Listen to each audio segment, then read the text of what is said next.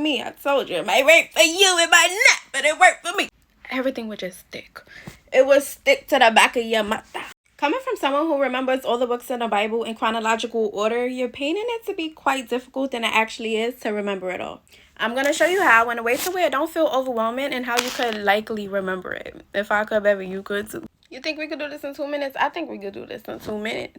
Starting off, we're just going to start off with remembering the categories. That's our main focus right now. Everything else will just trickle right into place. Rewind this video, study it as much as you need to. You got the law, historical, poetry, major prophets, minor prophets. That's where the Old Testament ends.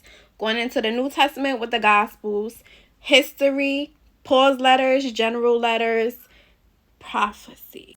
The Pentateuch only consists of 5 books: Genesis, Exodus, Leviticus, Numbers, Deuteronomy. Now, when we go to historical, that's Joshua, Judges, Ruth, 1st and 2nd Samuel, 1st and 2nd Kings, 1st and 2nd Chronicles, Ezra, Nehemiah, Esther. So you really got to try to find a way that works for you when it comes to the different codes of memorization. Like, what works for you? What can you connect to these words in order for it to stick, help you remember it? That's what I did. Some things that work for me may not work for you. For poetry, we got Job, Psalms, Proverbs, Ecclesiastes, and Song of Solomon. When we go into the major prophets, the way I remembered it, because that's the area I struggled with at first, I was like, which one comes first? Isaiah, Jeremiah, Lamentations, Ezekiel, Daniel. I comes before J in the alphabet. J comes before L in the alphabet. Now for the last two, I just know it's flipped. E don't come before D, but in this case it does.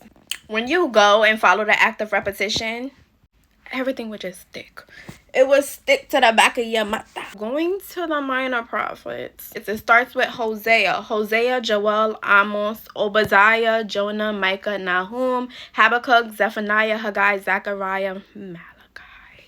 You gotta do the act of repetition. That's what I feel like is the main code. Keep repeating it section by section and kind of treat it like it's a song. You know, when you treat stuff like it's a song, it just sticks better to the point where it's no longer a song and it comes naturally. So with Malachi, the Old Testament is finito.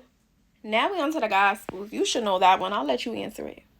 And okay, moving on to history. With history, you only got one book with the solo book of Acts. Right under that, you got pause letters. And the way that I remember it is ARC, kind of like ARC.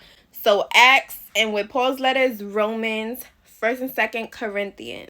So after ARC, I just remember like GEP. It's what works for me. I told you, it might work for you, it might not, but it worked for me. Acts, Romans, 1st and 2nd Corinthians, Galatians, Ephesians, Philippians, and right after Philippians, Colossians just fall right in there. After Colossians, I know I only got 4 books left. Going back to the numbers, 1st and 2nd Thessalonians, 1st and 2nd Timothy. Again, I remember which order comes first because H comes before I. Thessalonians, Timothy, 1st and 2nd Thessalonians, 1st and 2nd Timothy, Titus, and Philemon, TP.